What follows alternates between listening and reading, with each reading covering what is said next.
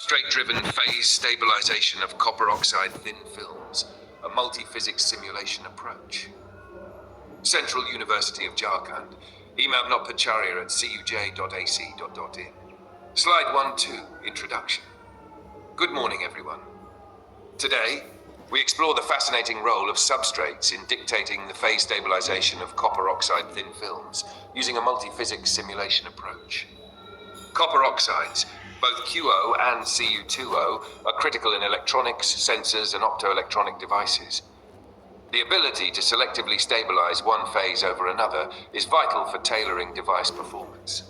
Using RF magnetron sputtering, we can achieve precise control over film growth. But here's the crux. The substrate itself strongly influences whether CuO or Cu2O forms. That is the focus of today's discussion. Slide 3. Objective and approach. The main objective is to understand how substrates affect the phase stabilization of copper oxide films. We employ a multi-scale simulation strategy, combining density functional theory, DFT, to study interfacial energies, phase field modeling to simulate morphology evolution, kinetic Monte Carlo KMC to capture grain nucleation and growth dynamics. This layered simulation allows us to go from atomic scale energetics to microstructural evolution. Slide 4. Simulation tools. Each simulation tool plays a distinct role. DFT calculations, performed using VASP with the PBE-GGA functional, help us compute interfacial energies between the film and the substrate. Phase field modeling, using the Kahn-Hilliard equation, simulates phase separation and island formation. KMC modeling accounts for atomistic processes like surface diffusion, nucleation, and growth, predicting nanocrystalline structure evolution. This integrative approach provides a holistic understanding of thin film growth. Slide 5. Cu growth on Si111.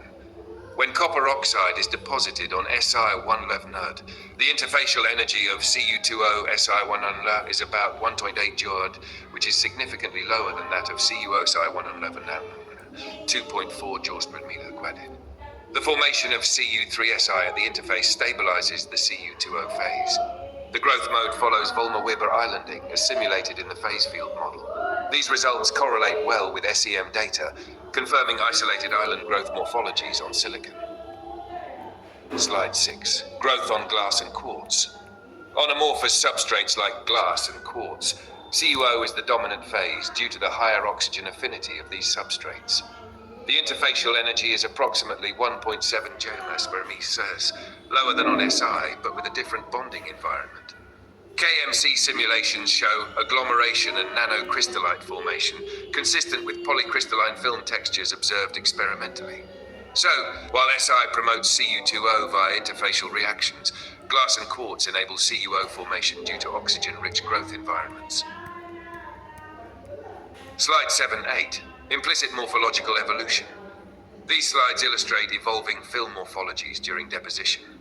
Phase field and KMC results show faster island coarsening on Si, fine nanocrystals forming on quartz due to more homogeneous nucleation. We learn that substrate chemistry and crystallography steer the thin film's microstructure.